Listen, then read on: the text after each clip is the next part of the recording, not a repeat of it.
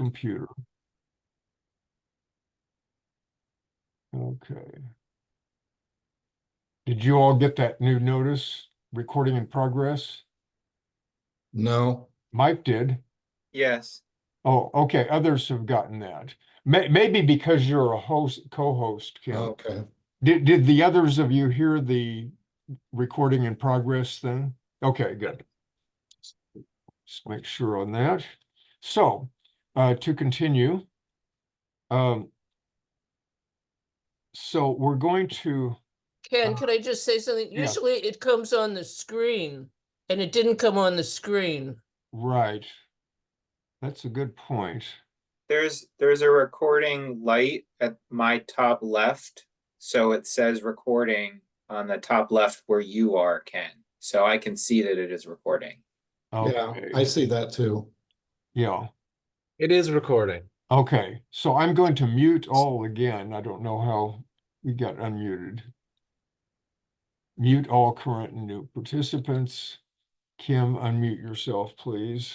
Okay. Sorry for all that. So we've got about 8 or 10 theses here that are about Marx and Engels and, you know, their venture, you know, of, and then after those, we've got the First International and anarchism, which became a rival to Marxism. So I don't know if we'll get quite that far, but for right now, I'm just going to read here, starting with number 79.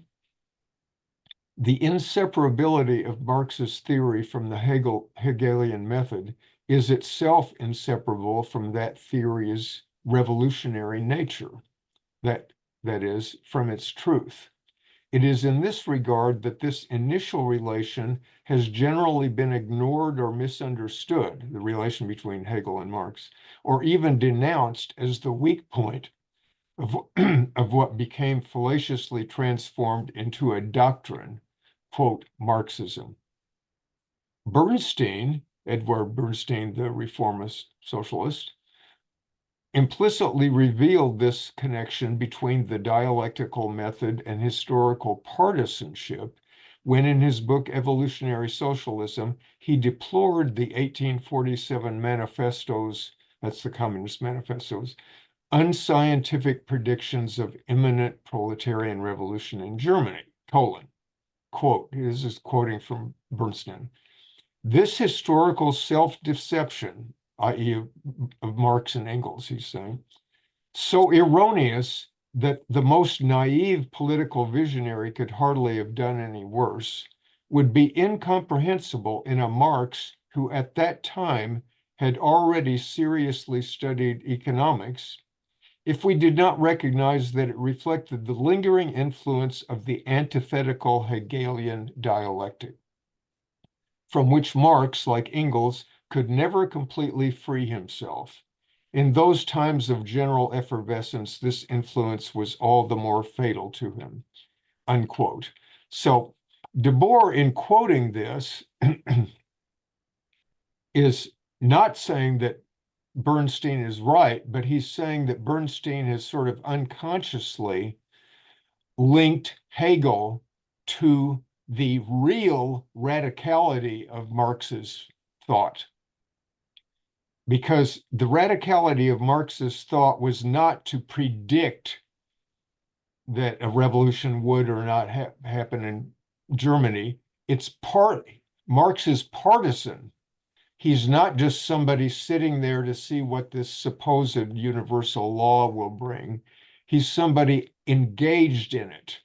And if you engage in these things, like you analyze things, you critically look into things like Marx did, then, and you say, hey, we've got a revolution in prospect here or something like that. That's part of the deal with Marx, is that he's posing these possibilities. He's not, but Bernstein, looking back 50 years later, is saying, oh, that didn't happen, and any idiot could have known it wasn't going to happen, and da da da. This is weird because Marx do a lot about economy and all this. This is to blame for Hegel, who's always doing these dialectical negation of negations and all these kind of things. Well, Debord is saying, actually, that's exactly why Marx is true, because he has picked up on that kind of thought, and Bernstein is clueless about it. Bernstein is looking at it like as if it was a scientific, paper or something, and you had to demonstrate this, and this is impossible, and this blah blah blah. So then 80, I'll go on with this. The radical transformation carried out by Marx in order to salvage the thought of the bourgeois revolutions by transplanting it into a different context does not trivially consist of putting the materialist development of productive forces in place of the journey of the Hegelian spirit toward its eventual encounter with itself, the spirit whose objectification is identical to its alienation and whose historical wounds leave no scars. That's a long sentence. So there's the notion which that Karl Korsch thing meant that we looked at last week said is that Marx had sort of taken the bourgeois revolutions as a starting point, and that Hegel was sort of contemporary with those revolutions. And Korsch is saying that you can't just transfer Hegel into materialist terms. It's not quite that simple. He's saying that it's a more complicated thing. Hegel himself had his philosophy, which I can oversimplify by saying that he's saying there's this world spirit that is acting throughout history and throughout science and all these other things. But in history, the world spirit is kind of a progressive thing, and it goes from different philosophies to another philosophy, from one culture to another, one civilization to another, one theory to another, etc. And in Hegel's view, each of these things is kind of building up to the present, which happens to be Hegel.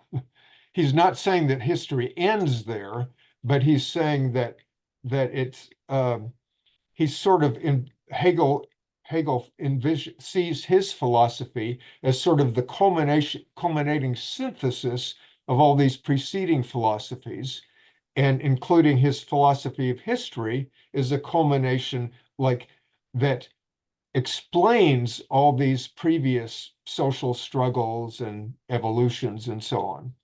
So Debord is saying that it's not just so simple that you just take that Hegelian thing and put it into a different context. Because Debord goes on after that sentence, for once history becomes real, it no longer has an end. Whereas you could look at in Hegel that it might at least seem to have an end. It comes to this culminating synthesis in Hegel's philosophy, for example, which is not necessarily what Hegel actually said or believed, but that's how this has been pictured. Marx is saying that his history no longer has an end. We don't know, it's not just going to come here and stop. All we can do is talk about how it's come so far and sort of extrapolate a little bit like where it may be going, but we don't really know how it's going to end up. Marx demolished Hegel's position of detachment from events, as well as passive contemplation by any supreme external agent whatsoever.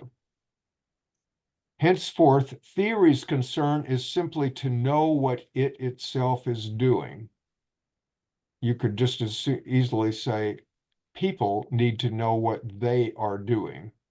They aren't just a little pawn in some Hegelian structure here.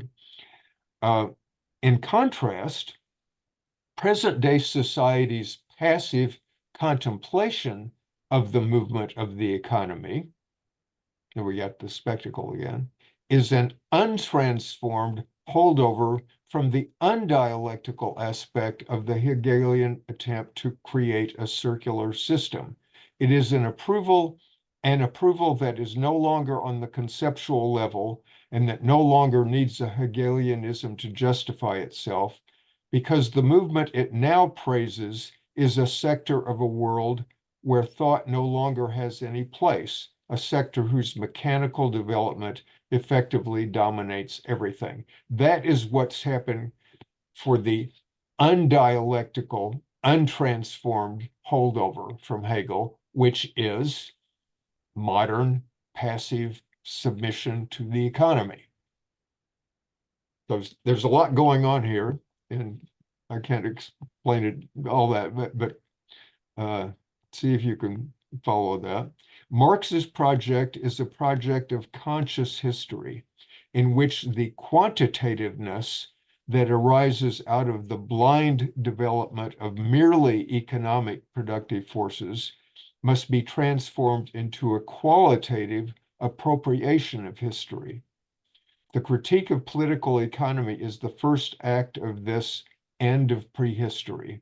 Quote, of all the instruments of production, the greatest productive power is the revolutionary class itself, unquote. That's a Marx and Engels quote. And I'll go one other thesis here, short, and then we'll stop and discuss. Marxist theory is closely linked with scientific thought insofar as it seeks a rational understanding of the forces that really operate in society. But it ultimately goes beyond scientific thought, preserving it only by superseding it. It seeks to understand struggle, not laws. Quote, we recognize only one science, the science of history, unquote. That's also Marx and Engels. So let's stop there. And you can raise your digital hand, and you can also, as usual, type something in the chat. And Kim, if you'll keep an eye out for the chat. So Ian, you can unmute yourself if you are not already. There you go. Thanks. Yeah, I mean, I have a question, but it's a big one. I don't want to completely that I struggle with the most. There was a time in my life that I was really, really into the Situationist International, and then I kind of drifted away, never completely severing. I still felt some connection to the SI, but and it was really on this question because I started to I really wonder. Again, I don't expect you to answer this question exactly, but just maybe for us to sort of keep this in mind, and I don't know how to Yeah, so resolve let's it. hear the question. This question is what is the relationship of Debord to science? I mean, I have a deep lot of have a hope for something like, scientific socialism. Yeah. And I started, it's reading this, I start to feel like he thinks that what's wrong with, for instance, the USSR is that it was too scientific, and I tend to go in the opposite. No. No? Okay, we Okay. can just stop there. That's Okay. totally.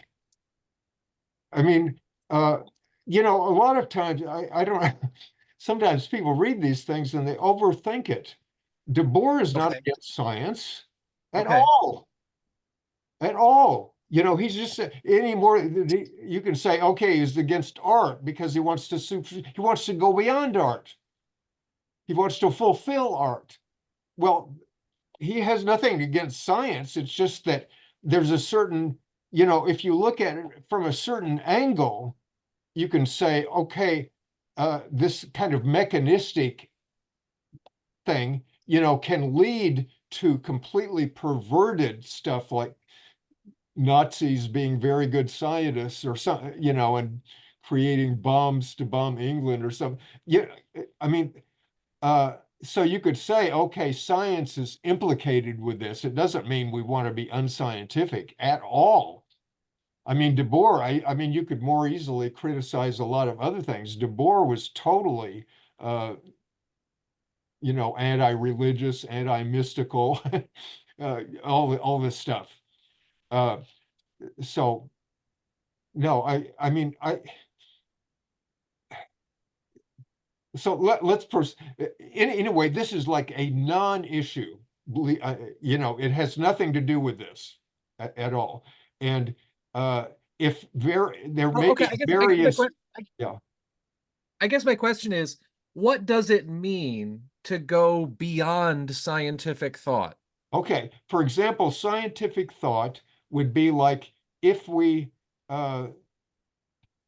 scientific thought could say like the Earth goes around the sun in a certain orbit, and we know this, we've measured it, we have Newton, and then adjust revised by Einstein that say how it's going to do that. And we can make these predictions and they work out perfectly. Based on stuff like that, we can create a computer or an atom bomb or any number of things, and they work. So science is brilliant there. I mean, it's practical. It's all that, but you can also say, okay, you have that body of thought. Now, what does that have to do with social struggle, for example? And as a matter of fact, you can then see that so-called scientific thought would be inadequate. You can't experiment. You can sort of experiment. You can look at things that have happened in history and say that didn't work, or this is something. But you're in a whole different mode. Science has nothing to do. Well, it has something to do with it, but it's just part. Like, so if you would want to supersede science, it would mean like as in that quote, Marx and Engels themselves, who were very scientific. I mean, much more so than, they say, we recognize only one science, the science of history. And what is the science of history? I mean, they thought they had sort of discovered some key theories about how history worked. But be that as it may, they're saying that that's the real science that we're concerned with. These other sciences sort of go without saying. They're limited. You can have a science about how to raise plants or how chemicals combine or, any number of other things. But he's saying this science of history is a different animal because it doesn't work like normal science does. And he makes the same critique elsewhere when he gets to the utopians. Anyway, we'll get to that. It just means like in so many of these other cases,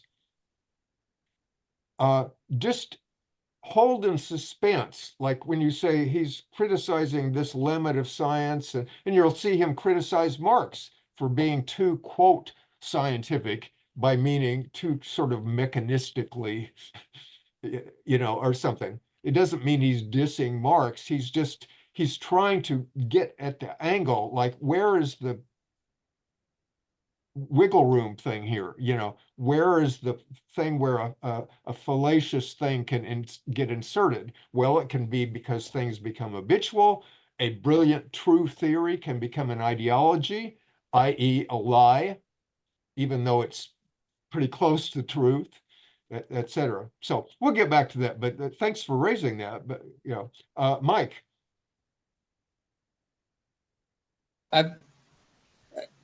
My observation on those passages is that, well, I have a lot of them, but please just make one or thing two. About the thing about Bernstein is relevant because I think Bernstein basically took over after Engels died as sort of like the leader of the socialist movement. And Bernstein obviously didn't understand that the dialectic was a method. Yeah. It was a method for prying apart things like the commodity, Right. and finding out what it is. And that's, like I've been in the movement for years, and most people, I mean, really sincere socialists have not been able to understand the first chapter of the first volume of Capital. They've not been able to grasp the significance of it because they don't know that Marx is using the dialectical method. Yeah. Okay. And two, the question of Hegel.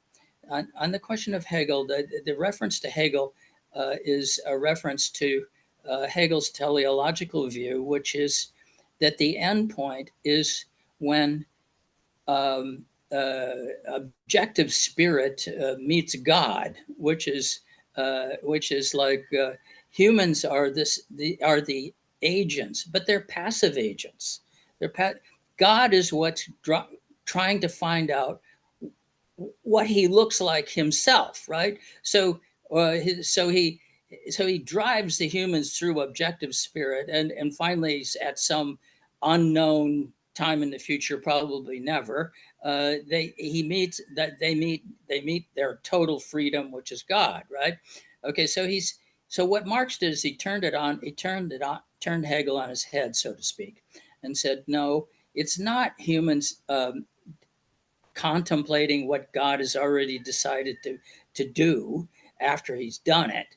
What history is and how it moves is through people actually engaging. And this is what Debord is on about all the time, is a separation between knowing something and doing something. And the idea is to bring them together in praxis, right? And that's why history is prehistory, because it's happened to us. And once we end prehistory, we make it. And that is the movement towards more and more freedom, which is what Hegel is all about. I could go on and on and on, but I think these passages are very significant. Because I don't think most of the socialists I've ever known in the movement cannot grasp that. I don't know why, but they can. No, it's not how we're raised to think. So I'd like to move on unless somebody else has any question or comment. Okay. Let's see here. The 82, the bourgeois era, and also these things that I'll be reading in the next few pages are all kind of dealing with the same stuff. They're just sort of delving little different slants. The bourgeois era, which wants to give history a scientific foundation, overlooks the fact that the science available to it could itself arise only on the foundation of the historical development of the economy. So, but history is fundamentally dependent on this economic knowledge only so long as it remains merely economic history. The extent to which the viewpoint of scientific observation could overlook history's effect on the economy, an overall process that modifies its own scientific premises, is shown by the vanity of those socialists who thought they had calculated the exact periodicity of economic crises. Now that constant governmental intervention has managed to counteract some of the effects of the tendencies toward crisis, the same type of mentality sees this delicate balance as a definitive economic harmony. The project of transcending the economy and mastering history must indeed grasp and incorporate the science of society, but it cannot itself be a scientific project. The revolutionary movement remains bourgeois insofar as it thinks it can master current history by means of scientific knowledge. So again, I think this partially answers Ian's concern there about the science. I mean, in fact, I think it almost self-explanatory. So I'm going to move on to this next one about the utopian socialists. The utopian socialists were people who were a little before everybody muted. Mute all current and new persons. Yeah.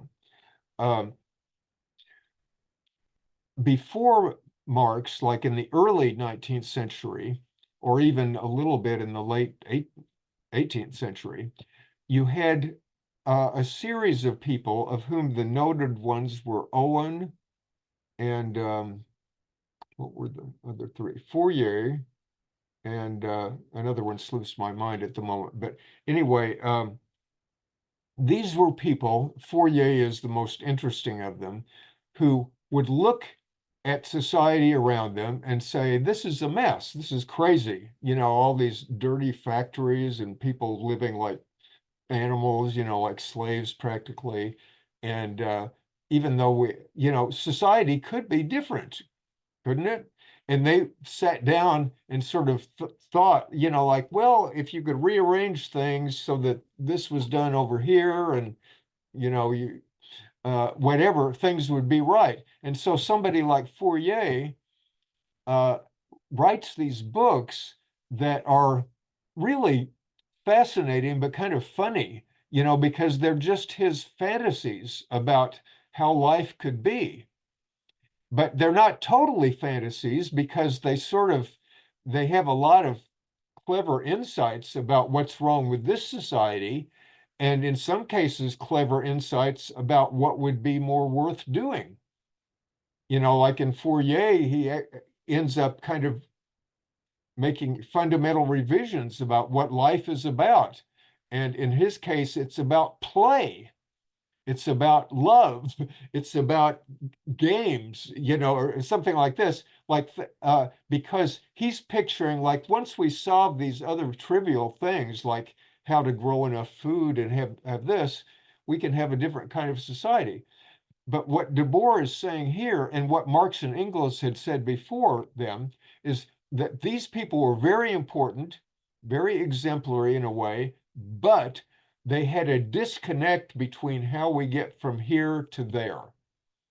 They're just saying, here's the there that would be great, and why not everybody just sign up, and we can go and do that. Well, of course, society doesn't work that way, because you would just get arrested or etc.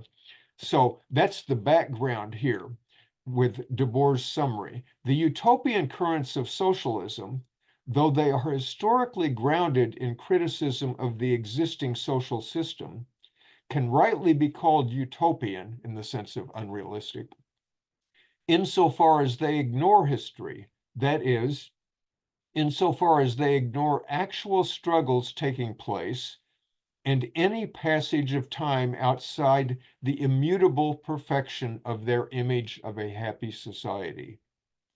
But not because they reject science. Now, see, Engels and Marx, when they wrote about this, said, oh, these utopians were pretty interesting, but they weren't scientific. Debord is saying, on the contrary, it's because they were too scientific. And he will go on to explain. On the contrary, the utopian thinkers were completely dominated by the scientific thought of earlier centuries.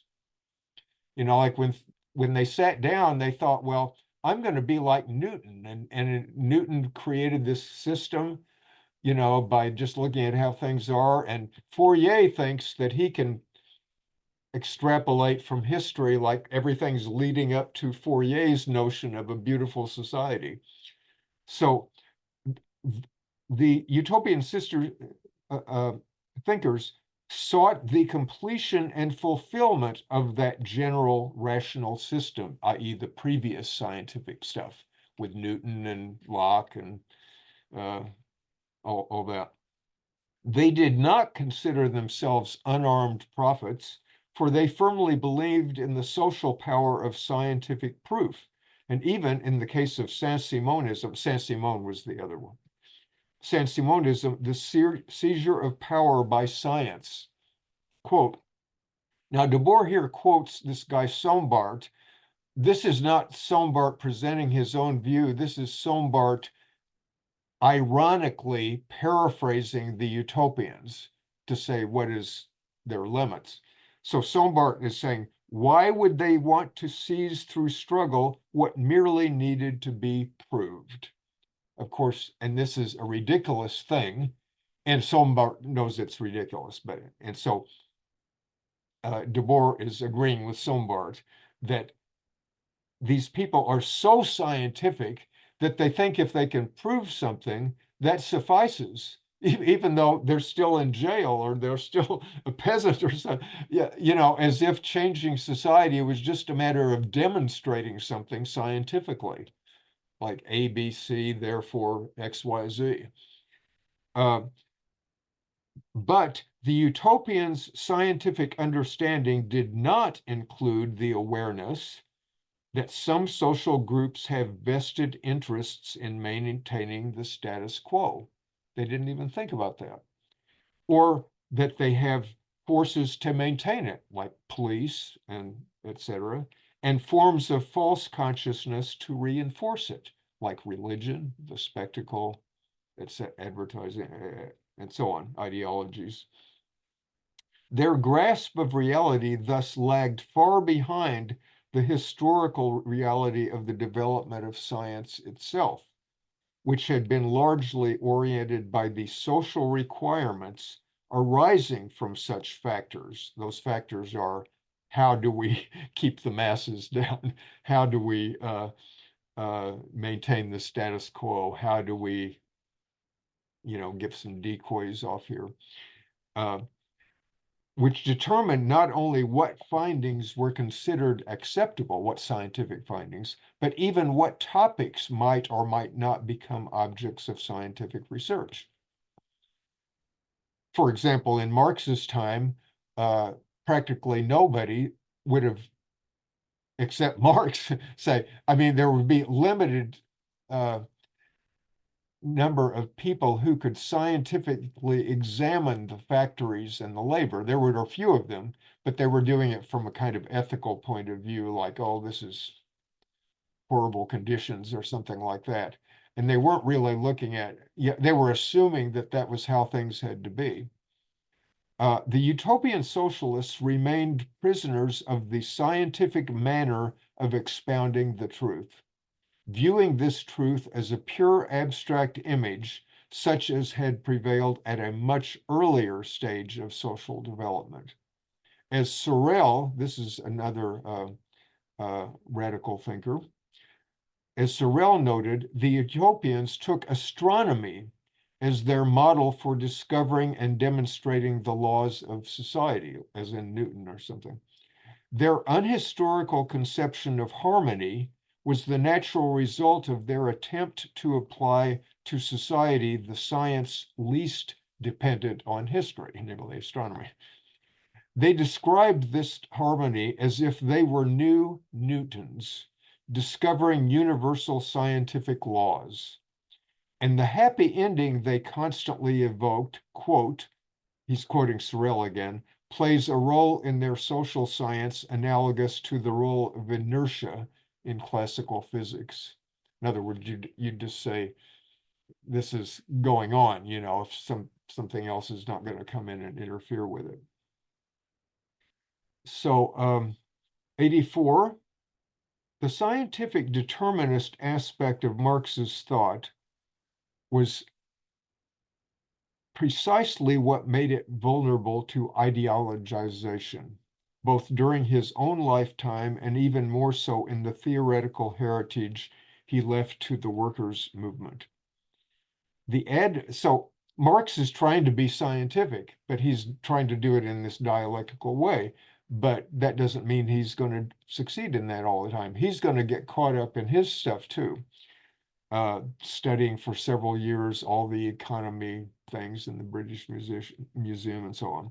The advent of the historical subject, which is the proletariat, or whatever is going to be the active subject, continues to be postponed.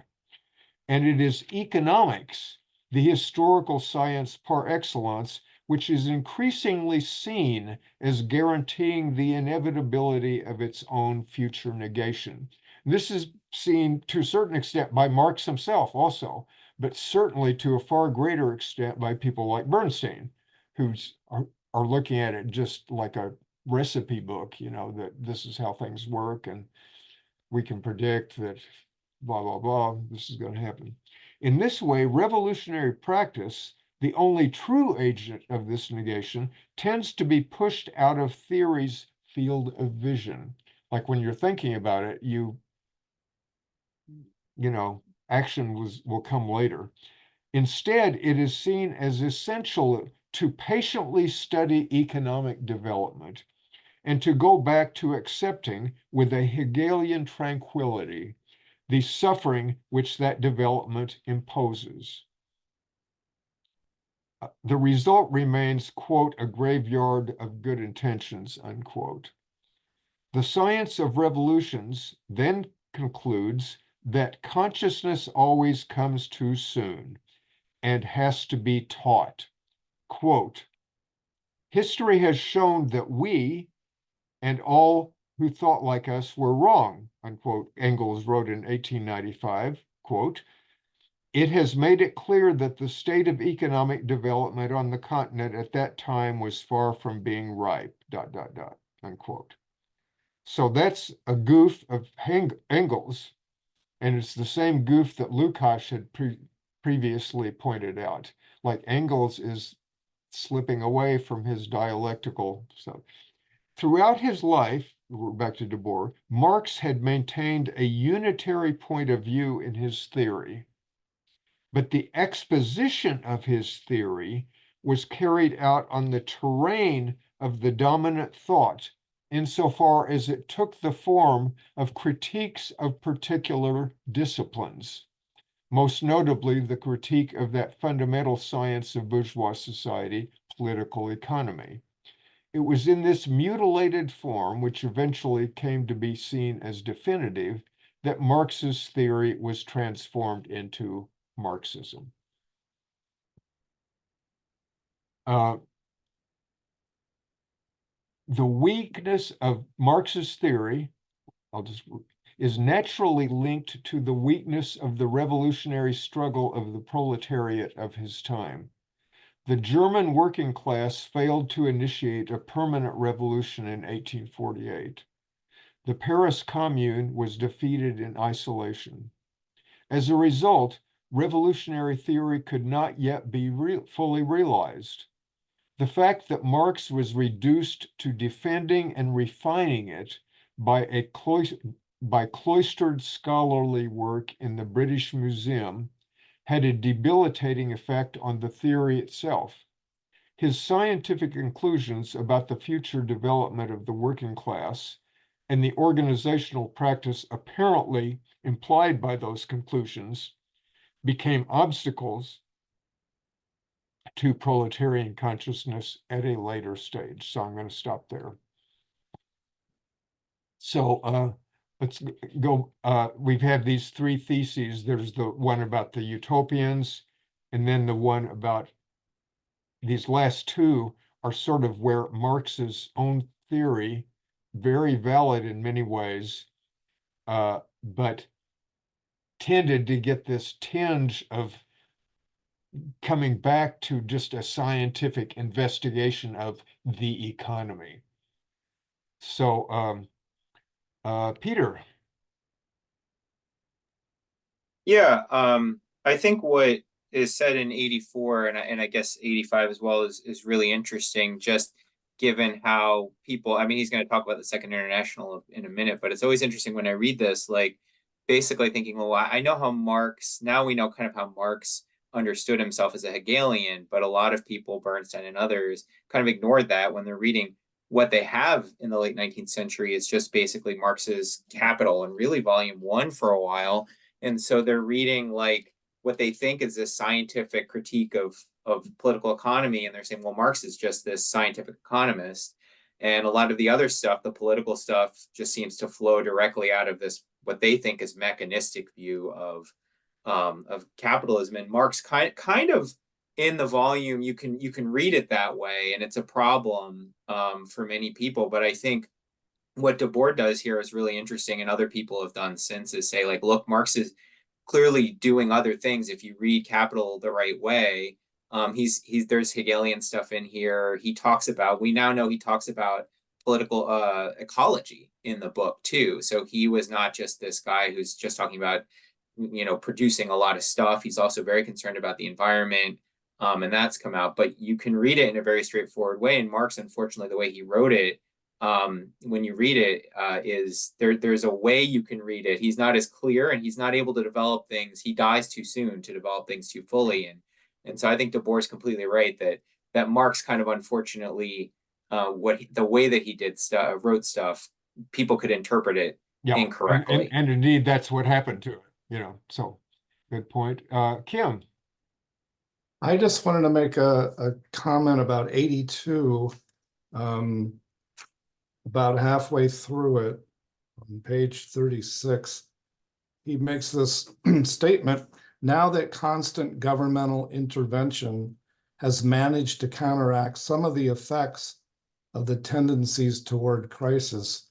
I thought that was a significant statement, because in the last 30, 40 years, there have been many writings and talks about actually existing socialism compared to the idea of socialism, which Debord himself will go into a critique about. So this is sort of an example of a comparison between capitalism and actually existing capitalism, because under capitalism, there would never be anything like too big to fail. But what Debord is saying here is the government steps in, the government intervenes, and bails out failed capitalist enterprises. Right. Well, yeah, without going into too much detail, Debord is very careful here, as he is almost always in this book in particular. Note that constant government intervention has managed to counteract some of the effects of the tendencies toward crisis. The same type of mentality sees this as definitive, like, oh, we got that covered since Keynes, or, some of these other things in the 20th century, the New Deal or whatever. Capitalism is okay just as long as we sort of keep it within bounds, or we rush to the rescue if it collapses or something like that. So it's obvious that the contradictions are still there, but they're not, Debord is saying we are neither depending on some, like a certain number of leftists just say, well, the contradictions are going to automatically bring about revolution, because things will just get worse and worse, and people blah, blah, blah, and there will be no choice. And then a New Deal comes in, or something else, and we got things back on the road. And then more ironically, then World War II comes on, and that really helps the economy. And so after World War II, there's what the French call les 30 glorieuses. It's like the 30 great years after World War II, where the economy is pretty much booming in France and elsewhere. And they think, oh, this is great, we better, but of course that was at the cost of war, or et cetera. So anyway, Mike. My reflections on this are about the utopians. Debord is saying that the utopians tried to unite theory with practice, but look, they were looking around, and their theory was actually not based on the reality of people's consciousness at the time, and they tried to impose something which was perfectly logical, but at the same time not materially realizable because the consciousness of the people that they were directing their utopias at was not there. Yeah. Okay, the second point is the criticism of Engels, right? The criticism of Engels is Engels gets to be like, he's almost dead, 1895. Right? And he's saying, well, look, maybe we were a little bit too optimistic about the proletariat and its consciousness that was developing along when we were living. So, my reflection would be that that is a perfectly true statement. That the consciousness was not there to actually make the revolution, and that's why the Russian Revolution basically failed. Is that I mean the consciousness that is needed. No, I want to stop you there because Engels is not talking about the consciousness. He's talking about the quote, the state of economic development on the continent at that time was far from being right. Right. He's So connecting I economic. I mean, you can say, you know, He's yes, it connecting was he economic. He's overestimated. connecting economic development. That is, let's say you're in Russia in 1917 or 1929. You've got a population who's got no education. Yeah, but Other this, Mike, than this is free- another thing. He's not They've got talking no about that. electricity. They've got bad housing, Yeah, or if housing Mike, at all. this is irrelevant, Mike, because No, it Engels isn't, was not because talking about that. no, it isn't. It isn't, because it's connected. The Well, consciousness I know, but is connected to the development of the economy. And that is precisely the critique that he's making of the utopians, is that they are disconnecting from the realities of life and trying to impose something. Like, for instance, imposing a kibbutz movement in Israel. They all turn out to be, they all evolve into businesses. Why? Because it's all based on the commodity and markets and everything that Debord is critiquing. Debord is not criticizing Engels for saying that. He's criticizing Engels for an element of, like, Engels could have said we were optimistic or something like that. But what Engels is saying, he's saying as if they couldn't have put out the Communist Manifesto or similar things because it wasn't quite advanced. The Communist Manifesto was still right, more or less. And Debord is saying that that aspect, which Engels was involved in, was completely right. It's like this partisanship thing that Debord mentioned earlier, that you don't just say we were wrong because because that's going to the Bernstein thing to say, well, they were wrong because it was wrong. You know, they're bringing in some extraneous things here. No, And, it's not. No, it's not. That's not what he's saying. That's not what he's saying at all. What he's saying is that Engels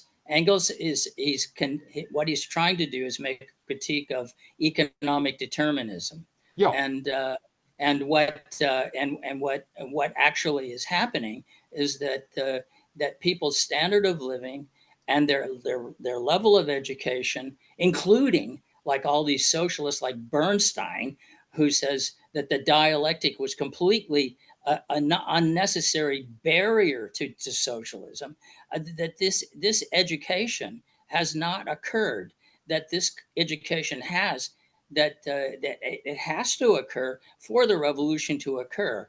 That's what, that's why Debord is writing the book, just try to get people to understand what's going on.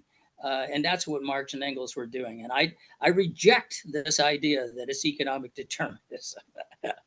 okay. So any other comments? We can. Bill had his hand up. Oh, yes, Bill. Bill Florin. Yes, I just wanted to go to on A4. The science of revolutions then concludes that consciousness always comes too soon and has to be taught. I thought that was nicely turned, and I assume heavily sarcastic in its.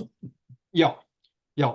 The point there, I mean, he's playing on Hegel. Hegel talks about philosophical consciousness always comes after the event. That's that famous thing about the owl of Minerva takes flight only at dusk. So Hegel himself is admitting that the philosophers are not going to be able to say what's going to happen or even hardly what's in process. They can analyze what has happened and then from that maybe they can extrapolate and make a system. So Debord and I believe Marx and Engels before them had a different notion that is more active, dynamic, dialectical, you might say, where things can be happening and instead of saying, oh, the workers aren't ready to hear this yet, we have to wait until they've been educated or something like this. You can,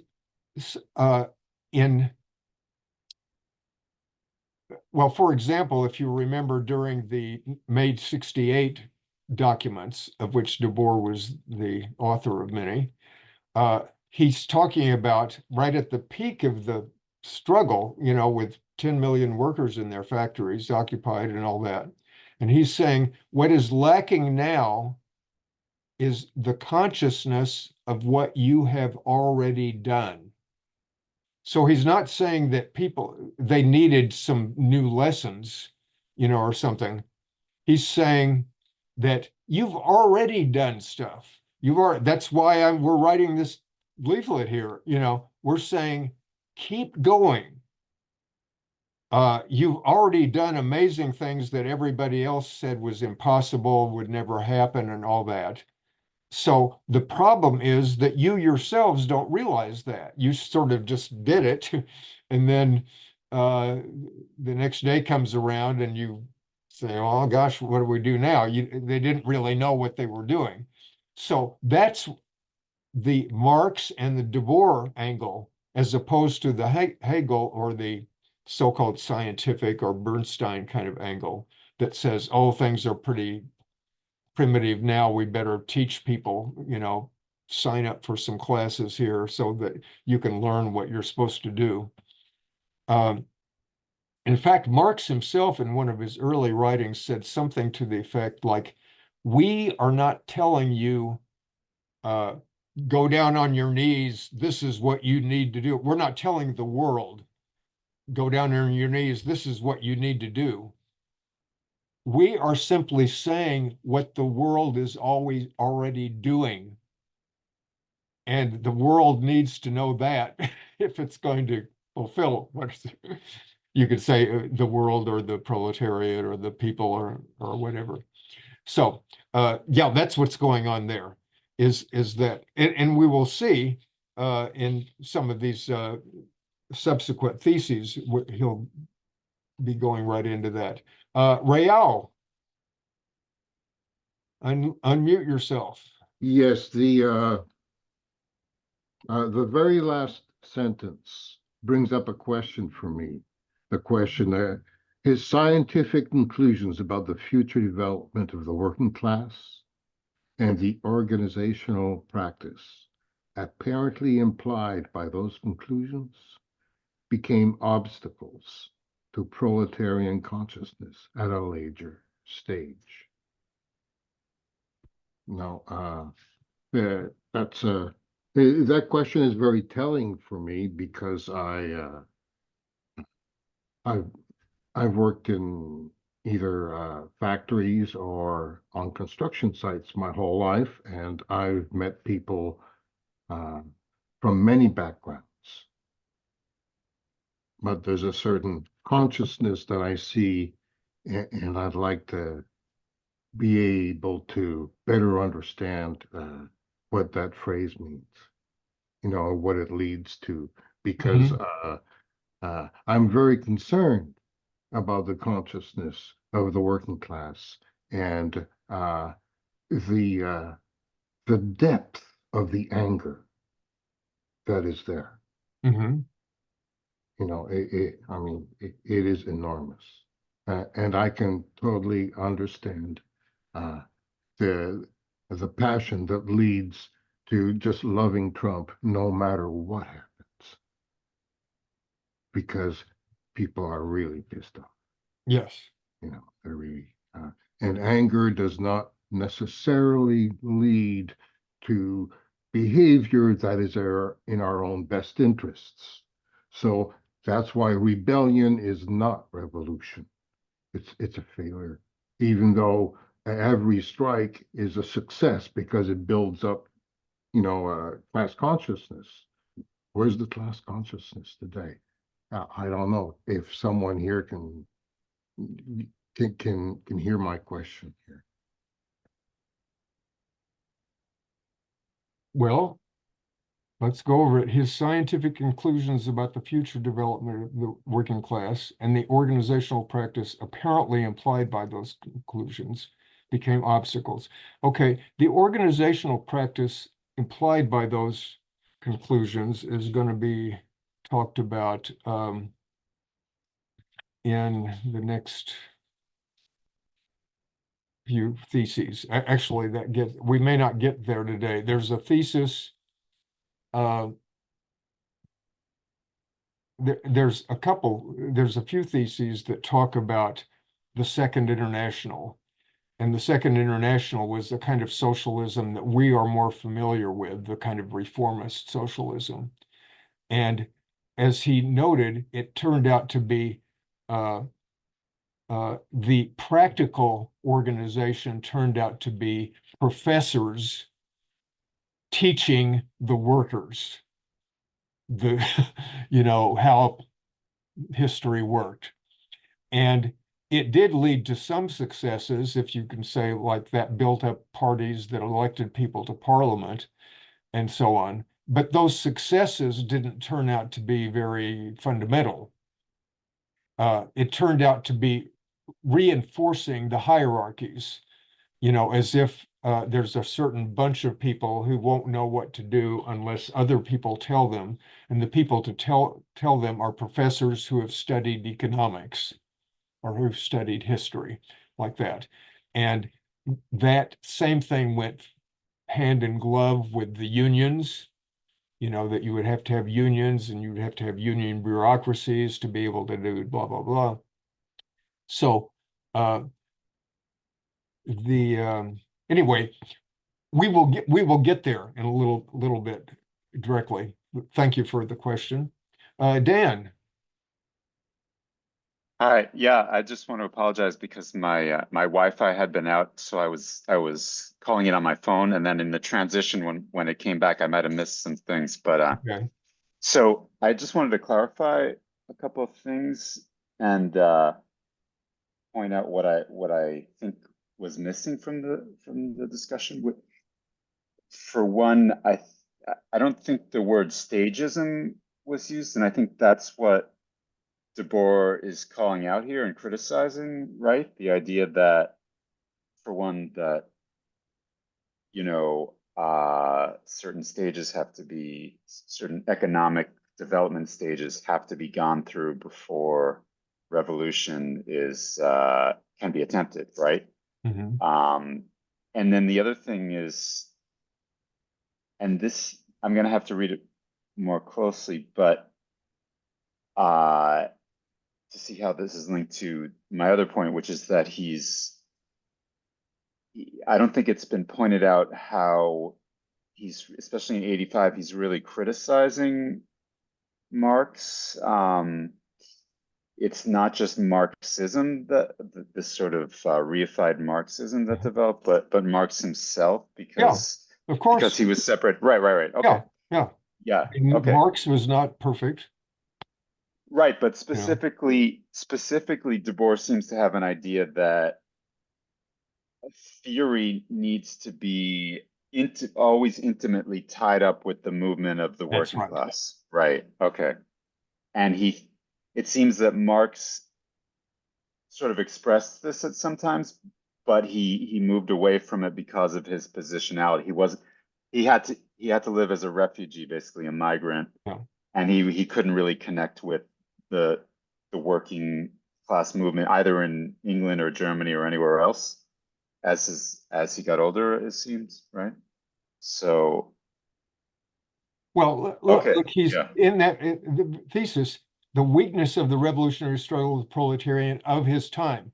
Now, Marx's time, by objective standards, was not very revolutionary. I mean, it did have those 1848 revolutions, and it had the Paris Commune, but that was about it. And so that's over a period of half a century. He can look at the revolutions of 1848 and write these brilliant books about it. Like there, it's like, man, that is unity of theory and practice, like almost in real time. You see what he wrote about the 1848 in France, in particular.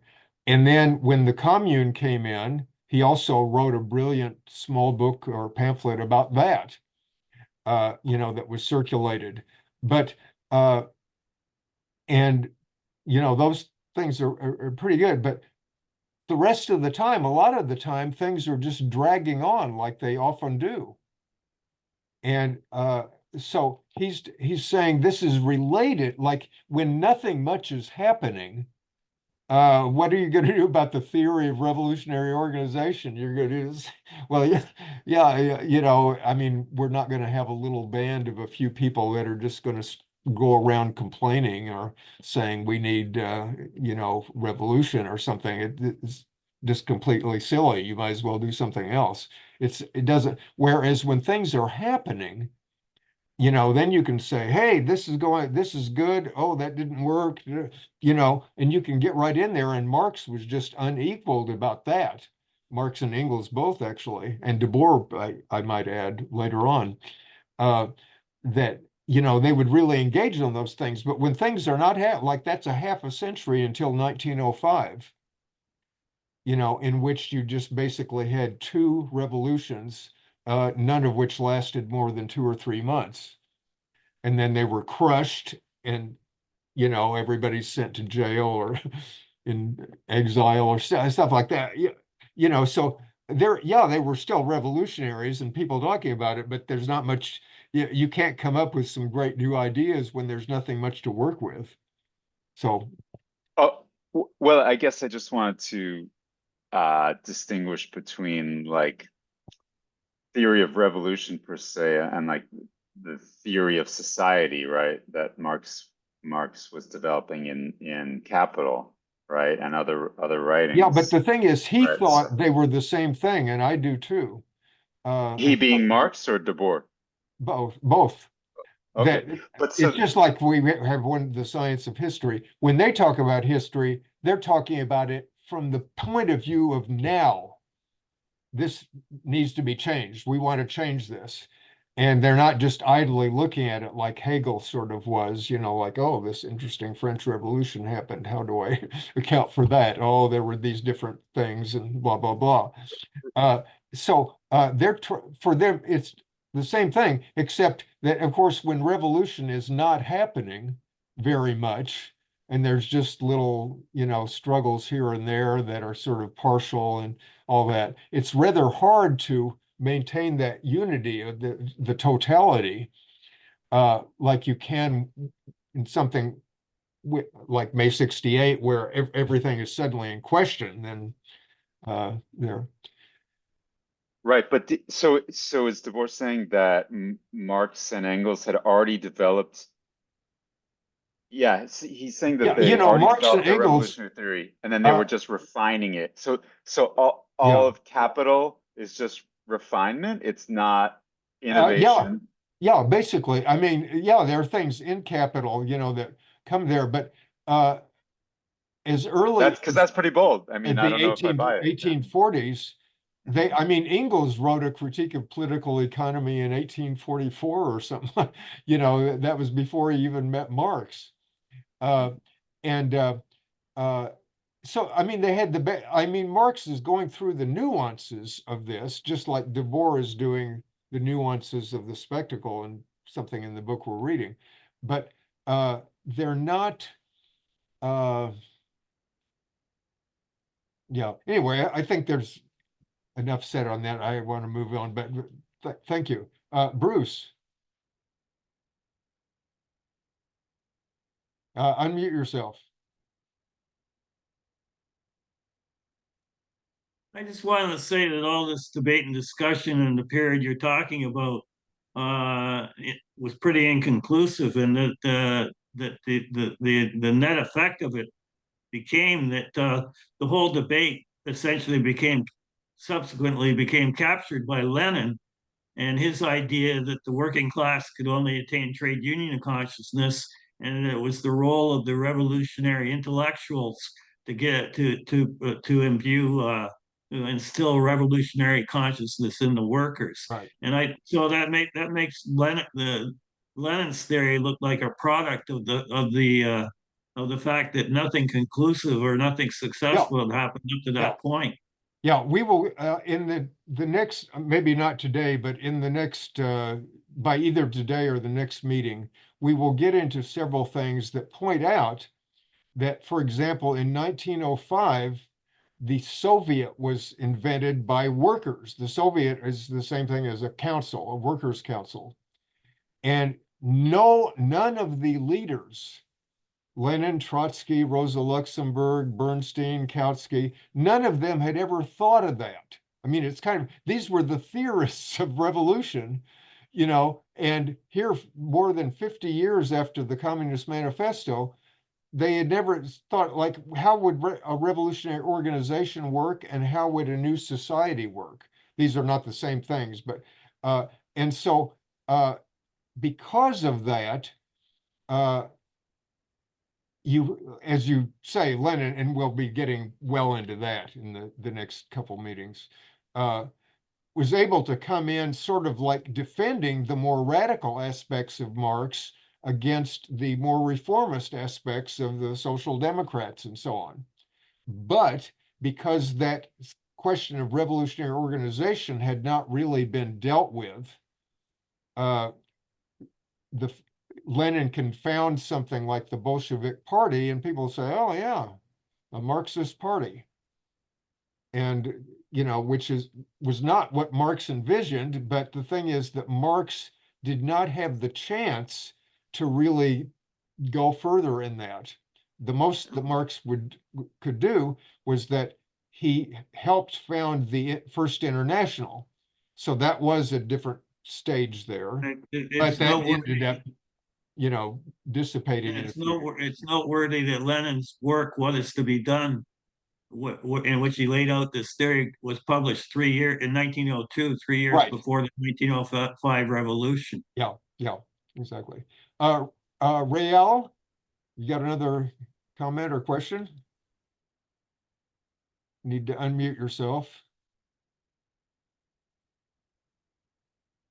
Yeah, you're fine. No, you muted yourself again. There you go. Caught you with your mouth full. No, I think he answered the question pretty well. Thanks. Okay, thank you. Thanks, Bruce. Let's see here. Okay, I'm going to keep moving on here. We can always come back to points that have been discussed. So now, 86, the theoretical shortcomings of the scientific defense of proletarian revolution, that would be Marx and his followers and so on, both in its content and in its form of exposition, all ultimately result from identifying the proletariat with the bourgeoisie with respect to the revolutionary seizure of power. So He's saying the theoretical shortcomings all come from that. Basically, and I'll just go on. He in this next thesis, and two theses, he talks about how Marx developing this theory is still kind of, because he's never seen a revolution except the bourgeois revolution, like in France, somewhat before he was born.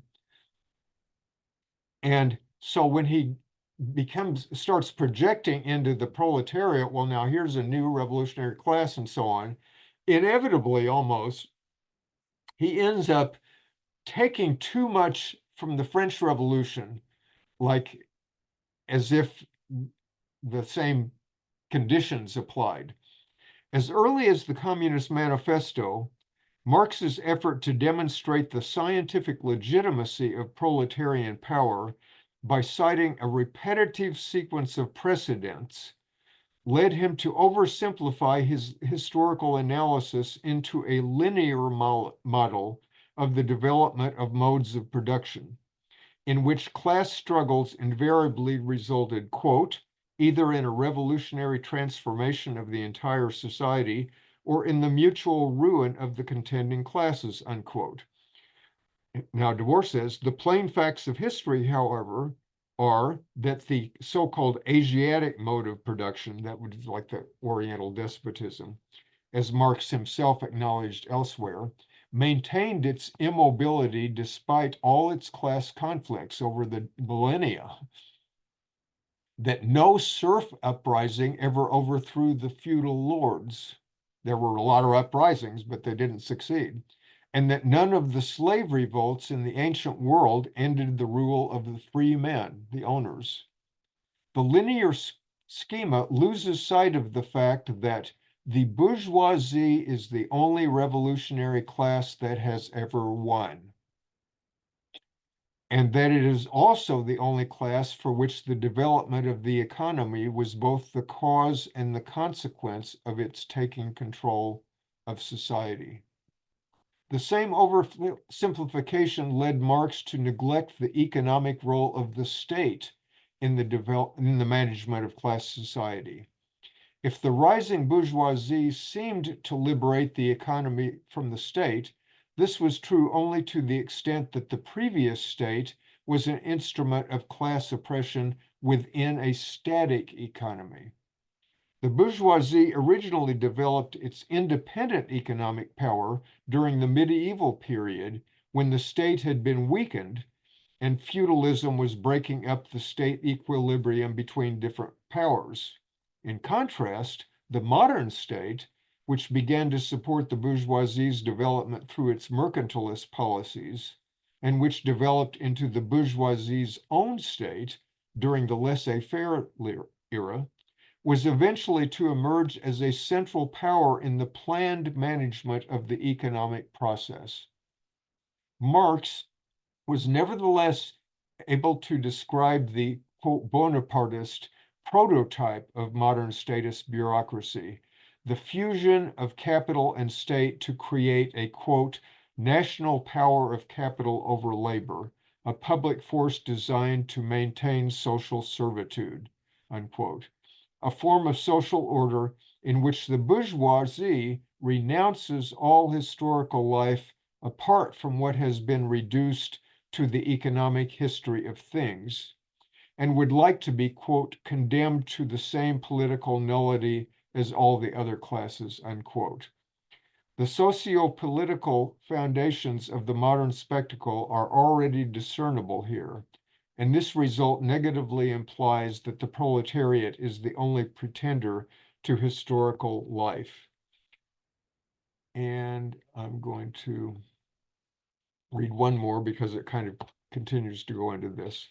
The only two classes that really correspond to Marx's theory, the two pure classes that the entire analysis of Capital, the book, Marx's book, brings to the fore, are the bourgeoisie and the proletariat.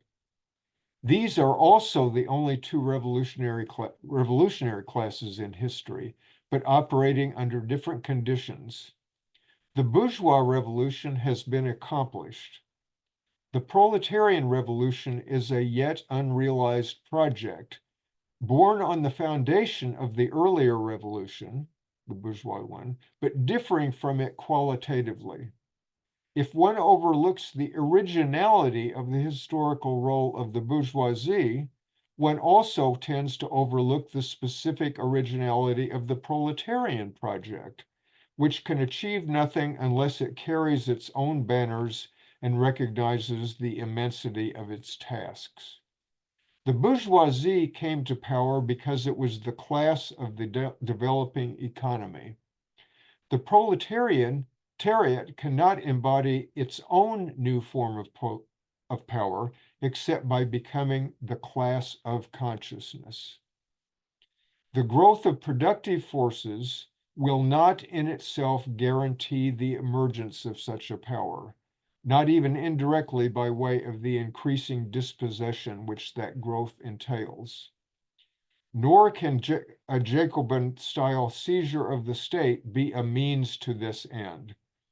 The proletariat cannot make use of any ideology designed to disguise partial goals as general goals, because the proletariat cannot preserve any partial reality that is truly its own. So I'm going to stop there. And so we've got these last 1, 2, 3, 4, 3. 1, 2. Yeah, these last 3 theses. And all 3 of them can deal with distinguishing the proletariat from the bourgeoisie, which Marx did not do sufficiently in his kind of sketching out of the proletarian project. So any questions or comments on any of those? Peter? Yeah, I think there's a lot in here, but I think that, reading this, I don't think that Marx was a stagist, even though Debord kind of implies it here. But just like a lot of the other stuff that Debord said about Marx, there's the way that Marx wrote it, a lot of people interpreted it that way, and that's a problem. And Marx kind of assuming, like you said, that the French Revolution was the model. I know reading about the Russian Revolution that the Bolsheviks even thought, well, things are going to happen basically the same way they did in France. A less revolutionary party is going to take charge, and then a more revolutionary party like us will. It relates to the organizational question that Debord is talking about and the problems Marx had, this idea that we're just going to build this big party and we're going to build these big hierarchical organizations and they're going to take power just like the, kind of the bourgeoisie did on their own in the French Revolution.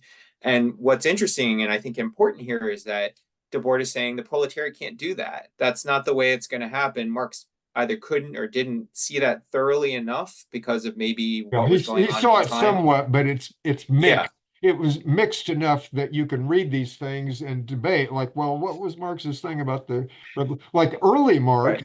for example, in fairly early, like in the early 50s, after those revolutions, Yeah. there were Marx wrote, he was in touch with revolutionaries, and while he was doing his other stuff, and he wrote some documents then that were sort of implying that how you did this is you needed to centralize these movements.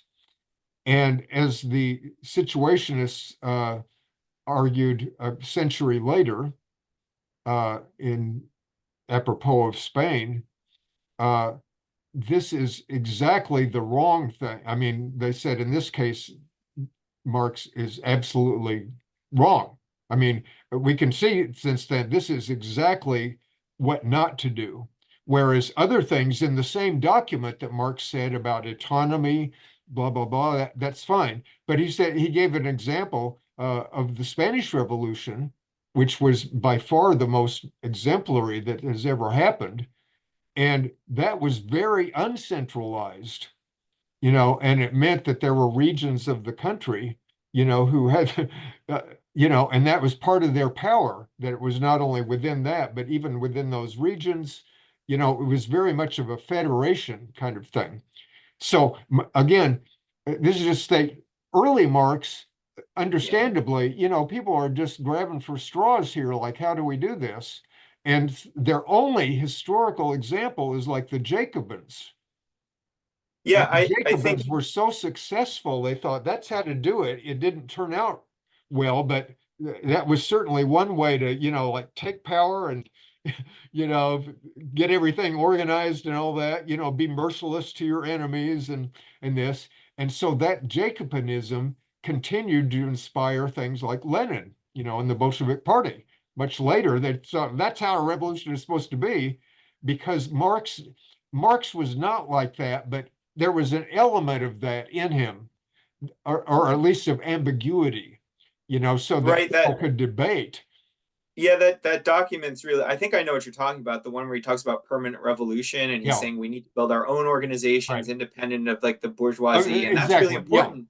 Right. And Marx is, I think, dead on there, and he gets it sort of, but then, like you said, they're using this model. Hey, centralization works for the bourgeoisie. It's not going to work for the proletariat, like you said. So yeah. Yeah, I'm going to, in fact, find that thing I was talking about here.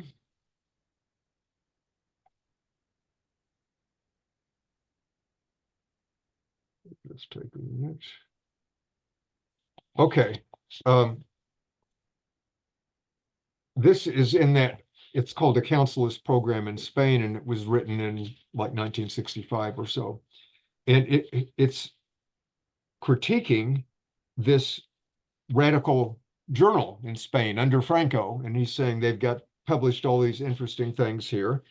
But he's saying you're still a bit eclectic here. You're publishing these good things, and they list some different articles, but you're also publishing something by Trotsky, you know, which is ridiculous, you know, like, and here is the example. All these good texts are alongside Trotsky. And then he says, Marx's address to the Central Council of the Communist League, 1850, reproduced in issue number 4 of your Spanish journal, is appropriate in the part where it urges the workers not to give up their political autonomy and warns them of the consequences of tagging behind the petty bourgeoisie, but very dangerous in the final section, which advocates the most Jacobin sort of statist centralism. The first part is precisely applicable to Spain and its coming crisis. The latter has been disapproved by the experience of all the proletarian revolutions of our time and was already inapplicable to the situation of Spain in 1936, where regional autonomy was the basis enabling the expression of the most radical tendencies. So this, to the point, people say Situationists, Marxists, or blah, blah, blah, you know, loosen up, you know. Debord, you know, they knew that Marx could make mistakes. And of course, some of the mistakes are just, in most cases, are kind of understandable, again, because of the time, you know, is he supposed to, he's already been very innovative. Is he supposed to foresee the 20th century in detail and say, oh, I can't do it? So in this case, they're talking about to another group that they don't even know, you know, they've just read the journal, and they're saying, right on, go for it. You know, yes, you're right to be interested in that, but come on, Trotsky, you know, this is, you know, and then they divide, they analyze Marx here, and they divide that, and they say, yeah, this is good here, but come on, you know, you're reproducing this without comment, as if this is your position. And Marx is saying this disastrous thing over here. And just because it's more, I mean, whether they think they're Marxists or not, you know, just because he said it doesn't mean that it's not dead wrong. And Marx himself and Engels, after the Paris Commune, are going to be, you know, that's 30 years after they've been in the running there, they will say, oh, we have to revise the Communist Manifesto. So we don't say that the proletariat takes over the state. The proletariat needs to smash the state. you know, so there are changes, you know, and again, they're saying that because now they've got an example before their eyes, and they can say, oh, they didn't need a state to do that. They, you know, there was this kind of it was sort of like primitive workers' councils, not exactly, but sort of the same idea that's kind of leading up. So anyway, any other comments or questions on Bruce? Unmute yourself. Hey, just briefly on the Paris Commune, one of the most interesting things I came to a conclusion about the Paris Commune is that both Marx and Bakunin saw it as a quintessential example of their own theories being put into practice. Yeah. So you had Bakunin saying this was effectively the abolition of the state, Right. and in effect Marx saying this was the proletarian state. So, you know, Well, not a state though. I mean, you know, well, like again, proletarian there's an Rome. ambiguity there because there enough ambiguity that Lenin later on in like writing The State and Revolution could go back to Marx writing about the commune and come out and say, yeah, this is how it is. And when you read that book by Lenin, most of it sounds pretty anarchist. This was, Yeah, you know, like state revolution Lenin is very vehement, like, yeah, smash the state. But Lenin's State and Revolution is entirely based on Marx's Civil War in France. exactly, yeah. So the And point is that Lenin, by following Marx there in some detail, is able to. I mean, when Lenin came out with that book, the anarchists thought, "Oh, he's become one of us." You know, that's why people like Emma Goldman, you know, when there was first the revolution was there, you know, they they had to see it in life before they became disillusioned because they were thinking, oh, Lenin's kind of come over to our position. He's talking about smashing the state and all power to the Soviets that means all power to the workers' councils. It doesn't mean all power to the state or to a party. And that was the slogan on which the Bolsheviks won over a lot of people. You know, and then they get in power and then you start quibbling around. Well, we will adjust, you know, now we have a Soviet state, blah, blah, blah. But that's a whole other thing, which we will get to later. But thanks for those, that point. So I'm going to keep reading here. We just got about 20 more minutes. So 89. If Marx, during a certain period of his participation in the proletarian struggle, put too great an emphasis on scientific prediction to the point of creating the intellectual basis for the illusions of economism, it is clear that he himself did not succumb to those illusions. In a well-known letter of December 7th, 1867, accompanying an article reviewing Capital, which he himself had written, but which he wanted Engels to present to the press as the work of an adversary. He's trying to drum up some publicity.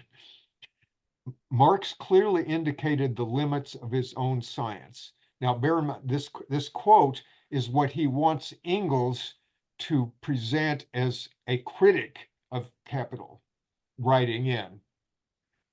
The author's, use Marx's subjective tendency imposed on him, perhaps, by his political position and his past, namely the manner in which he presents to himself and to others the ultimate outcome of the present movement, of the present social process, has no connection with his actual analysis, unquote. Here's Debord, by disparaging the, quote, tendentious conclusions, unquote, of his own objective analysis, and by the irony of the perhaps with reference to the extra scientific choices supposedly imposed on him, Marx implicitly revealed the methodological key to fusing the two aspects. That's kind of a little tricky. I don't. We can talk about that. Let's see. I think I'm going to go ahead and read one other thesis, and then we can continue talking about these next time. 90. The fusion of knowledge and action must be effected within the historical struggle itself. This is the same fusion where he's talking about. In such a way that each depends on the other for its validation, knowledge and action. The proletarian class is formed into a subject in its process of organizing revolutionary struggles and in its reorganization of society at the moment of revolution. Those are two different things. This is where the practical conditions of consciousness must exist, conditions in which the theory of praxis is confirmed by becoming practical theory. But this crucial question of organization was virtually ignored by revolutionary theory during the period when the workers' movement was first taking shape, in Marx's time, the very period when that theory still possessed the unitary character it had inherited from historical thought, and which it had rightly vowed to develop into a unitary historical practice. Instead, the organizational question became the weakest aspect of radical theory, a confused terrain lending itself to the revival of hierarchical and statist tactics borrowed from the bourgeois revolution. The forms of organization of the workers' movement that were developed on the basis of this theoretical negligence tended in turn to inhibit the maintenance of a unitary theory by breaking it up into various specialized and fragmented disciplines. This ideologically alienated theory was then no longer able to recognize the practical verifications of the unitary historical thought it had betrayed when such verifications emerged in spontaneous working class struggles. Instead, it contributed toward repressing every manifestation and memory of them. Yet those historical forms that took shape in struggle were precisely the practical terrain that was needed in order to validate the theory. They were what the theory needed, yet that need had not yet been formulated theoretically. The Soviet, i.e. the workers' councils, for example, was not a theoretical discovery, i.e., as I said, it was an spontaneous invention by Russian workers in 1905. And none of the leaders had been saying, oh, form councils, form Soviets. They had all been talking in the traditional terms of, oh, we want to support this political party or blah, blah, blah. And he goes on, and the most advanced theoretical truth of the International Working Men's Association, that was the first international, was its own existence in practice.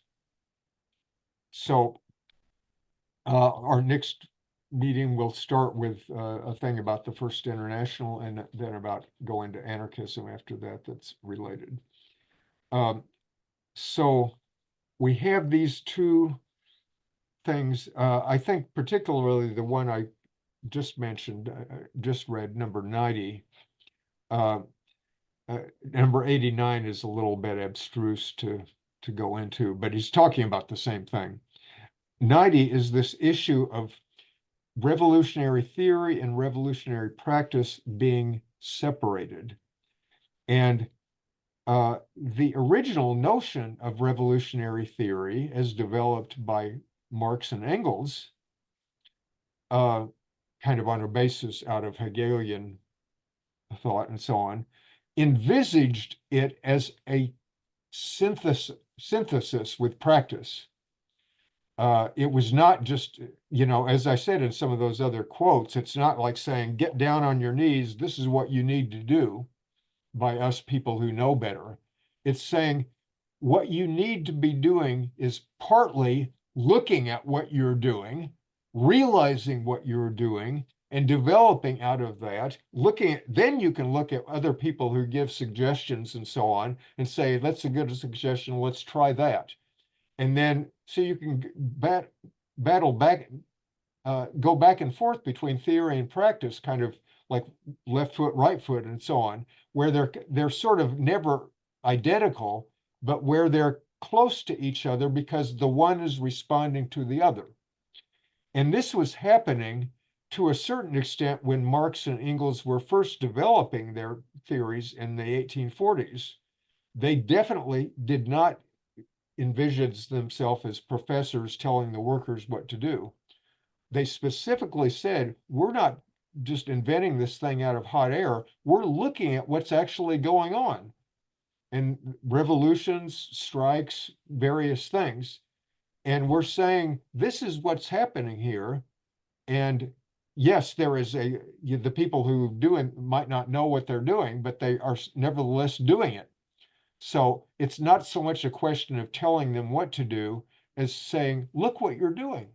Hey, you're already halfway there. Don't so this kind of thing in number 90 here is saying that there's two ways in which this theory practice gap comes in, that both of them have to do with organization. And there are two different kinds of organization. We have to bear this in mind, and it will come up again and again. There's a revolutionary organization, which is just you have a few people or a few hundred people, who knows, that want to foster revolution in one way or the other. And how do they organize themselves? And so you have the question, do they have a leader? Is it democratic? Is it dictatorial? Is it terrorist? Is it secret, underground? There are various things that might come up. So that's one thing, revolutionary organization. The other is the organization of society at the moment of a revolutionary event. That's a whole different thing, because the Paris Commune, there may have been little revolutionary groups already in it and organized in one fashion or another, of various theories and so on, some of them pretty lame. But when the Paris Commune happened, that was not the work of a revolutionary group. The groups had maybe inspired the Paris workers to take over, but basically the Paris workers were doing that. You had thousands of people. Now, you can't have an organization of thousands of people like an organization of 10 people. You know, it's a whole different matter. The organization of 10 people can decide what are we going to do, but that's about the limit of their effect. An organization of, say, 10,000 people that have taken over a city, they can say, what are we going to do with Paris? Are we going to defend it with arms? Are we going to raid the bank? Are we going to take over the government building? Are we going to, they have a whole different possible range of things to do, to decide on. So they will require a different kind of organization. And so that different kind of organization, in retrospect, we can see it's like the Workers' Council. I mean, you're sort of already doing it. Maybe there are a few nuances that are a little different. But when Marx and Engels look at that, just like when Bakunin looked at that, they all agreed, hey, that's how to do it. Look what they've done. So Debord is saying that the fact that there was this theory practice disconnect, which was partly because in many cases nothing much was happening, as we talked about half an hour ago or something. You have this body of work like tomes by Marx and Engels and other people, that a few workers read. I mean, they did get read at the time, but mostly it's kind of in a whole other thing than being among workers in a miserable factory, when they're thinking about whether to strike or not and blah, blah, blah. So because you have that difference there, it was hard for anybody to say, how do we organize these things? Because there's a mix. There's the two different things that I was talking about. There's a small organization where you have a lot of ways you can do it. And there's a huge organization, which is hard to experiment with because you can experiment with 10 people, but you can't experiment with 1,000 people and say, oh, let's try this. No, that didn't work. Let's try that. Because meanwhile, you've got armies and police coming after you. You have to figure out how to deal with. So he's saying that because of that negligence of the theory, like there wasn't really even much discussion about revolutionary organization in that whole half century, the last half of the 19th century. Because of that, that tended to reinforce that separation, like so that you would have just sort of small groups that would just kind of wing it, and invent either hierarchical organizations or democratic or reformist organizations, or just a whole range of things without having really thought like what are the ramifications of this. And then in the rare cases where something did happen, like the 1905 revolution or the Paris Commune, you had masses of people doing exemplary things, but they didn't get much help from the Marxes and the Bakunins and all that, because neither one of them had gone into sufficient detail, or exploration of, how would we organize a transition like that? And so they end up doing dramatic things like in 1905 and then getting crushed. Like the Paris Commune did dramatic things for 2.5 months, and then it's crushed, and 20,000 people are murdered in cold blood afterwards. So it's not, you can't just do a Paris Commune and then come back next week and try it a little different way. When something like that happens, it may be 50 years before people are in the mood to even try such a thing. They've just been beaten into submission, and so they occupy themselves doing something else. So the end result is that Debord is saying that there were these, almost despite Marx and Bakunin and others, not despite really, but like I say, neither Marx nor Bakunin were very helpful in saying, here's the way to organize yourself, like either as a small revolutionary group or as say a group of workers. I mean, they had workers' unions, but the workers' unions had sort of already, limited their aims to be like, well, we just want better working conditions or a little raise or something like that. That's the most we can hope for. So in that context, that may improve conditions a bit, but it's not going where the Marxes and the Bakunins wanted to go. So any comments on those two, particularly this last one, before we wind up? Peter, unmute yourself. Yeah, I think, as briefly as I can be, I think what's really interesting in the second thesis, 90, when he talks about the proletariat class is formed into a subject in its process of organizing at the moment of revolution. And I think he's making a criticism here. He's saying, like, look, the problem was that most people in the movement in the 19th century were saying, hey, we can get all these proletarians together in a party or a union, and they're going to start thinking of themselves as revolutionary workers, and these big organizations are going to educate them. I think, like you were saying, kind of the socialism of professors. Yeah. And what Debord is saying is, like, that's not how it happens. Workers don't start to think of themselves as a class like that until basically the revolution is about to start. Yeah. And so the problem with not thinking about that and writing about it is that you kind of leave it up to these just organizations. And when you get a fight later on, it's a problem because there's like this inertia.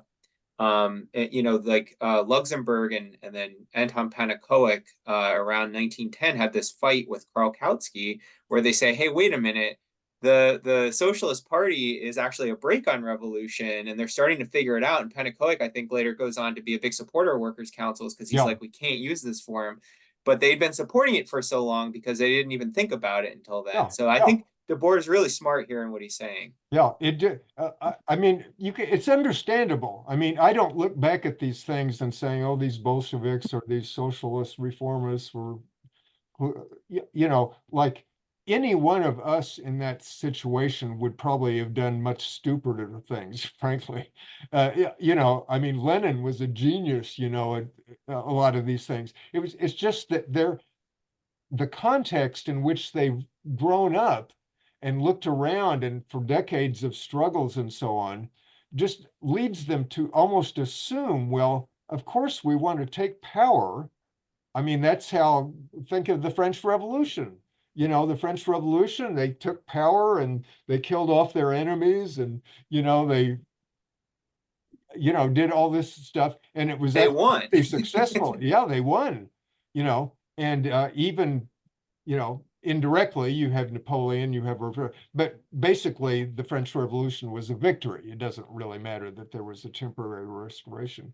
And they would look at that and kind of model themselves like, yeah, you know, here's this eloquent speaker like Robespierre or Saint-Just or Danton, you know, are doing the, you know, and they're kind of envisaging, and probably the workers at the time were thinking the same thing, like, well, we've read about the French Revolution. We've all heard about that. So you can't tell us that things are eternal. You're never gonna, we know that things can be overthrown. We're in a new era here. And when we look back at that, we say, wow, those people were monarchists in 1 year and the next 2 years, they cut off the king's head. The same people. You know, things can develop. And what caused that? Well, you look at the Jacobins and these dramatic leaders. And so somebody like Lenin, well, yeah, I mean, even Marx and Engels were probably sort of thinking in those terms somewhat. But certainly Lenin is looking back, and the Bolsheviks look back at that, and they sort of identified like Robespierre and these guys, you know, just that we want to watch out that we don't get in turn guillotined, you know, by Right. so what went wrong or something. But they had kind of the same notion that it seems like, I mean, when you ask almost anybody, I mean, 99% of people, like, how would you rearrange things if it was up to you? Almost everybody, including radical people, will say, well, you'd have a president who would you know, propose this and a Congress that would pass these things. You wouldn't have these wimpy, you know, sellout people in there now. And if we did that, we could have a law, you know, the billionaires would have to pay a big tax and yeah, you could, you know, and they imagine all these dramatic things that could be done. And it's true, they could be done that way, but that's not going to happen that way. Right. But I mean, I'm just saying, even now in the 21st century, the sort of knee-jerk default reaction is to say, well, what would you do about this? Well, you'd pass a law. How would you pass a law? Well, you'd have different politicians in there that were good politicians and honest and dedicated and blah, blah, blah. You know, that's how you envision this happening, because some things like the New Deal and other things like that did happen that way. But so if you're back like in the era of Marx and Engels, or even the era of Lenin or something like that, you're looking back and there are hardly any examples of something different. But power to Marx and Engels, the moment the Paris Commune came up, they stopped talking about taking over the state. They said we were wrong. Right. The first thing to do is to smash the state. Now, there was still an ambiguity there. They could say smash the bourgeois state, and then maybe you're creating a sort of quote state that's proletarian. But what they had in mind there was not what we think of as a state. They had in mind that it would sort of be like what we would in present terms call a council of councils or something, you know, where it would be like a total democracy using delegates and but to do things that the state now, you know, there are a lot of things the state does that are bullshit, like wars and taxes and, you know, all these things. But there are also things the state gloms onto, like city public utilities, highways, public libraries. You know, you can think of all kinds of things like that, where that gives people the impression that, okay, the state is not in itself bad. It's just that we need more things like public libraries and fewer things like armies. And but the state has sort of gotten on those as a PR thing. As Kenneth Rexroth said, sort of jokingly, he said, the state doesn't tax you to provide you for services. The state taxes you to kill you. The services are just something that is come up with to camouflage itself. So that's obviously, he's being hyperbolic there. But the point is that many people, you know, would have the idea that, well, we'll have a different kind of state, you know, and it'll be more kind, won't protect the rich people, you know, blah, blah, blah. So you can look back and say, well, Marx and Engels, or even Lenin and Trotsky, people like that, you know, they had pretty good grounds for what they were doing. I mean, they had accurate positions, and many other, like Lenin and Trotsky, were one of the few socialists that were against World War I. All the other socialists were jumping on the patriotic bandwagon for an utterly idiotic war, you know, that had, I mean, it wasn't even like World War II where there was kind of a pretense of fighting evil or something. It was just a question of countries fighting each other for colonies or something. And yet, you know, so, you know, you can say, well, Lenin and Trotsky come out looking pretty good at the end of that, you know, that big mess. They were the only ones, or one of the few. There were a few anarchists also, and certainly Rosa Luxemburg and Karl Liebknecht also.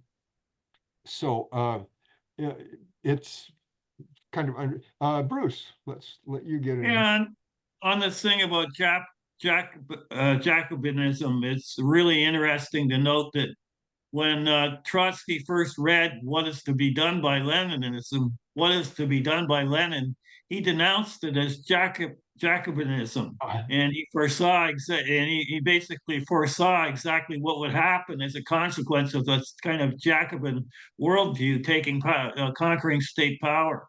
Yeah.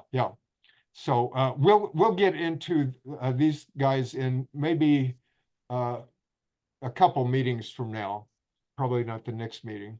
But I think we're running over a little bit.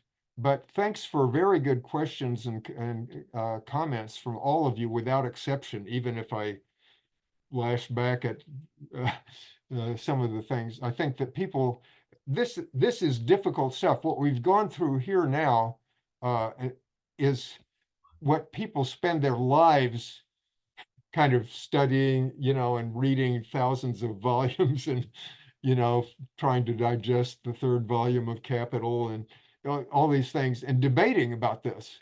And they don't come to conclusions in most cases. You know, it's just, so this is pretty murky territory. So I think I want to just leave you with the idea that we will come out of this, if nothing else, with a few key understandings of like what was Marx trying to do, what was Hegel about, you know, what is going on here. We can later on, or you can later on, go into more detail.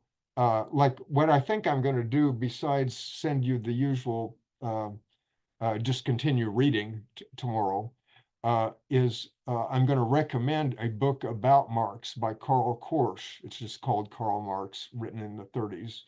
And it's the best book about Marx. Maybe it's not perfect, but he's a lucid thinker, comparable to Lukács in some ways, but he was never Stalinist. So if you want to pursue that, there is that. And of course, you can start reading some of Marx, read some early Marx, or Communist Manifesto and so on. But basically, we're getting some hint about what's going on here, what the issues are. Ed? Yeah, I was just wondering, I came in late and I was wondering if you had the copy of the notes before I arrived. I can copy the ones that I've got. Okay, I'll send you whatever there is. Okay, thank you. I don't know if you would send it to everybody or whatever you're going to do. No. Thank you. I'm not sure how many relevant notes there are, but I'll look at them. So Well, again, thank you very much. And I'll look for you 2 weeks from now. And for those of you who are in the literary group, I'll see you a week from now. So right now I'm going to stop the recording.